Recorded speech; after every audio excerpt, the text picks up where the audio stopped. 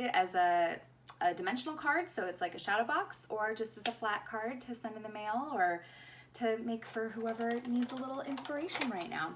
So I'm going to quickly show you what die set I'm going to be using, or the actual dies in it. So this is part of the Romantic Layers set. As you can see, I've got a bit of it right here on my sticky grid already prepped and ready to go.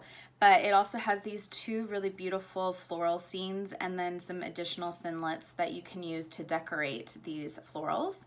And then I wanted to use the sentiments off of the Detailed Tropics. This is a stamp framelit set from chapter 2, and I really just love the script fonts in here. So I'm going to use those as my sentiment today. But the star of the show is our sticky grid sheets. So these fit onto your standard cutting pads, and they're a great way to be able to line up alphabets so that you can cut them into wherever you want them to actually be on your card base. But the beauty of it is in its name, it's sticky. It's a low tack grid that you just easily place on, and it's removable so you can reuse it again. But it holds your dies in place while it's going through the machine so they don't move around and find their way to a new home as they're going through the machine. So I'm going to show you today how to use this so that you can create your own shadow box cards using the Romantic Layers die sets. So the first thing you'll need is a sticky grid. It comes, I'll show you what it comes like when it's out of the pack. So you get these sticky grids in there. You get 5 in a pack, and they are reversible. They're on both sides, and they come like this. Both sides have a tack to them. And then you can, if you save the, I guess these release sheets right here, you can cover it back up and keep it tacky and nice and neat in between uses. When you do first put them on and you run them through the machine, they will start to peel up a little bit. That's pretty normal when you first start to use them. Once they get used to running through the machine and how you're using them consistently, then it won't tack as much. So the first thing I want to do is take my card base. So I've created a 4x6 card, and I want to create a scene right here and then leave room for my sentiment. So I have already pre-cut my card base right here, and I'm going to set that off to the side because I'm not going to use that on the sticky grid. But then I decided I want to show you how I can layer these two sets up. So I've cut 3 bases right here, all the same size, because when I go to adhere them, I want them to all stack evenly on top of each other. But the first thing I want to cut is my first aperture, which would be at the very top. So I know I want my white cardstock to be at the very top. Now what I've done is I went ahead and I pre-put my framelit circle right here onto the sticky grid. And I did it knowing that I wanted an even amount of space above and below it, and that it would fit on my 6-inch, or well, I cut it a little bit less than 6 because my card base is 6. So I cut it 5 3/4 by, I think it was 3 3/4. So I'm going to put it face down on there because that's the direction I want it to cut, is into it like it normally would. And because this is a cutting pad, you've already got your bottom cutting pad. You're going to put that on your platform, and then I'm going to get my top cutting pad. I will say, when using these, your best friend is going to be a die pick or a pair of tweezers to help you pull this away. So like I said, when I've used this a couple times, so mine peeled away really easily, but the first 3 or 4 times I ran it through, it was sticking to this a little bit. That's normal when you first start to use it, and then once it gets used to the tack, then it peels up easily. So I'm just gonna take my die pick, or not my die pick, my tweezers, and just get that corner peeling really easily. And it doesn't rip. Like I said, it's low tack, but you just don't want to rip it with your own strength. So now I've got my first aperture. So I'm gonna take, this is where it also comes in handy, is being able to pull away this piece in the center. And then you can save that and use it on another card if you want to. So then I want to create my next scene. So as you can see, I'm gonna be cutting down in to create the scene. And for my next scene, I know I want this die set on top. So I'm gonna lay it in to the circle where I like it. And then I'm gonna peel away the circle because I don't want this to cut out by itself. So if I laid that back in with this, it would cut out the scene as its own little piece. And I don't want that because I'm creating a shadow box right now. But if you wanted to just use that as a beautiful decorative element on your card, that would be perfect. So again, I'm going to take the next layer. I'm going to line it up with the top left corner. I'm going to lay this one down and then get my top cutting pad.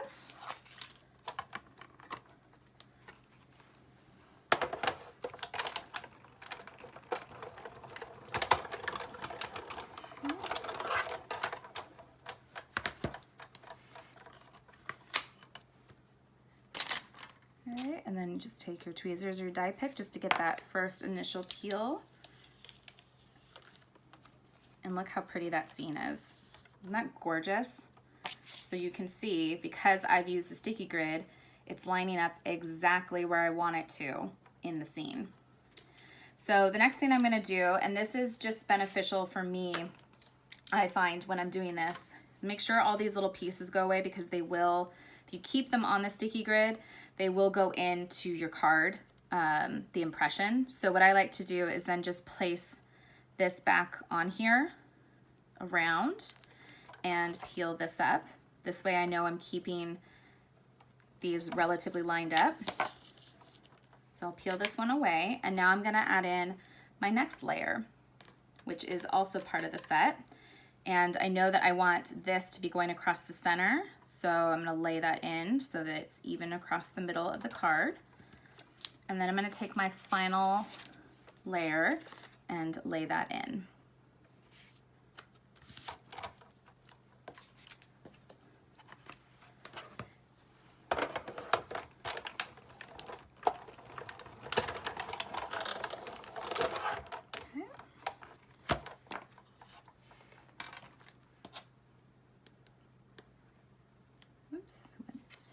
Little layer below. And see, this is what I was talking about. I forgot to remove that part.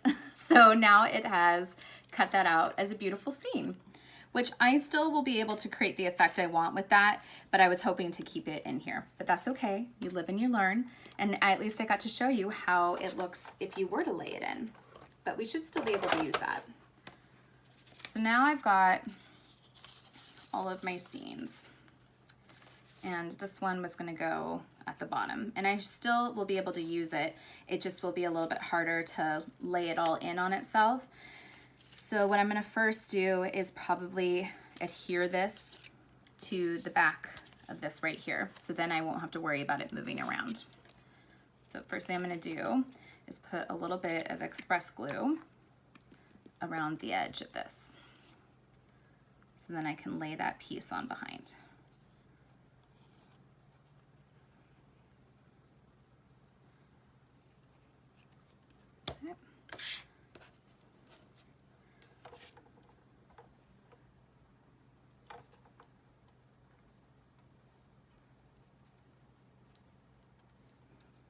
Okay, and we'll let that dry a little bit. I'm going to clear some of this out of the way so that I can show you some of the other pieces I already pre-cut.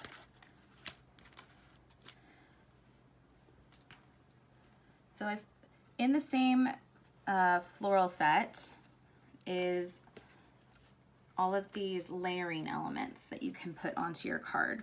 So I've pre-cut a bunch of the flowers and one of the banner pieces. I even pre-cut one of the sentiments so I can just give you an idea of how these layer up. Okay, so when I flip it over, you can see how nice it looks. So I'm actually just going to go ahead and put this on to the card base with some double-sided adhesive.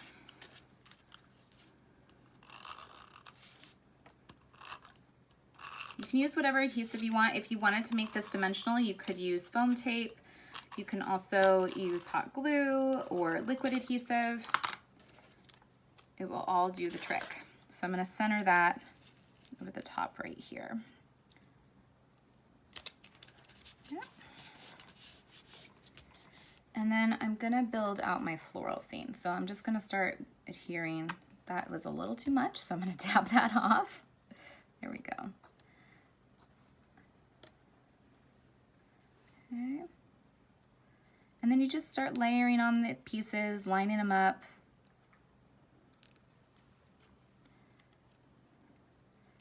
I want to bring in some bright, fun colors. You can layer each layer if you want, or you can keep these separate and just do one layer. I want some really pretty spring colors as part of this.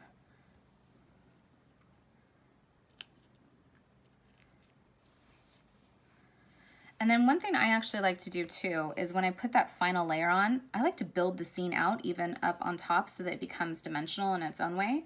So I'm gonna go ahead and I'm gonna put this top layer on to give it just a little bit of dimension. I'm gonna put it on with some foam tape. And what's nice about this is it just gives it that effect that it is a shadow box. And then it adds just another fun layer of dimension. It's really subtle, but I think it adds such a nice effect to cards. So I'm just putting some of our foam tape on, which is great because it's so easy to put down and it rips up really easily too. So if you don't have scissors available, it works perfectly with just your fingers. Okay, I'm gonna use my tweezers to peel the top off.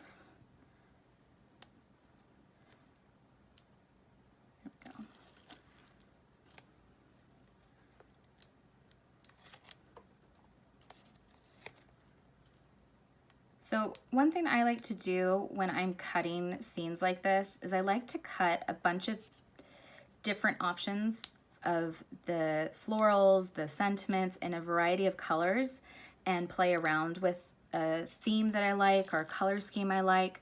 But what's nice about that is that as you do that, what you've essentially done is cut the pieces for additional cards that once you have a layout you like, you can just repeat. And then it's easy and you get totally different cards each time you do that. So I'm just gonna line this up best I can and lay that on there. So you can see the cards really starting to come together. Now I just wanna add in a few additional flowers, I think. So I'm gonna add just a couple more on there.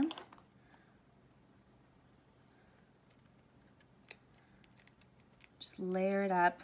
Give it lots of fun color, make it more dimensional. I think I'm gonna add some glitter ones in because why not? This is our opulent cardstock, the ivory. I think it adds the nicest little textural elements. And I'm just gonna put a flower in the center of that.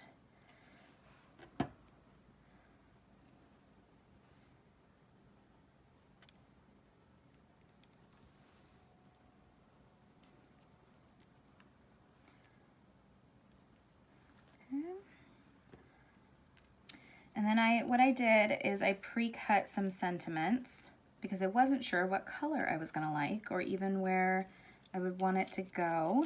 So I always cut a couple just so I have something to play around with to see which one I end up liking the best. And I think I'm actually gonna go with the purple.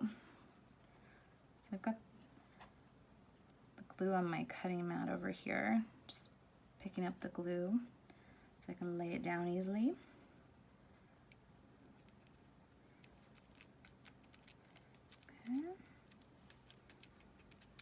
And then the last thing I like to do with these cards is to add some sequins and beads. Just gives it a little bling. So I'm just gonna add a few of the stars. This is the sorbet color I'm using because I use some of the sorbet cardstock and I like how they match up. So I'm just gonna strategically place a couple.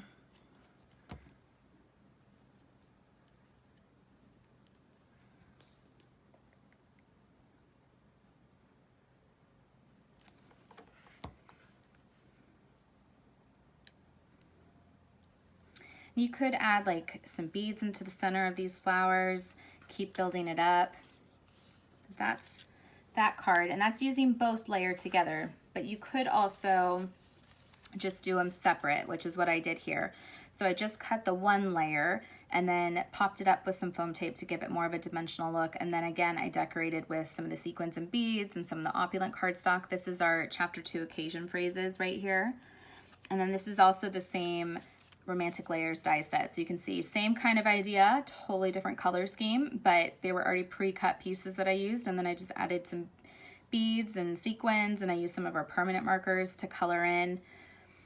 But like I said, if you pre-cut all of this, then you have all of, look how many different types of cards you can get with just using the same color scheme, but then putting them into different color effects.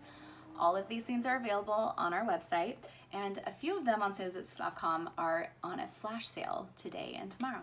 I hope you enjoyed this quick little make, and I hope you have fun checking out what we have out there. I'll see you again soon. Thanks so much.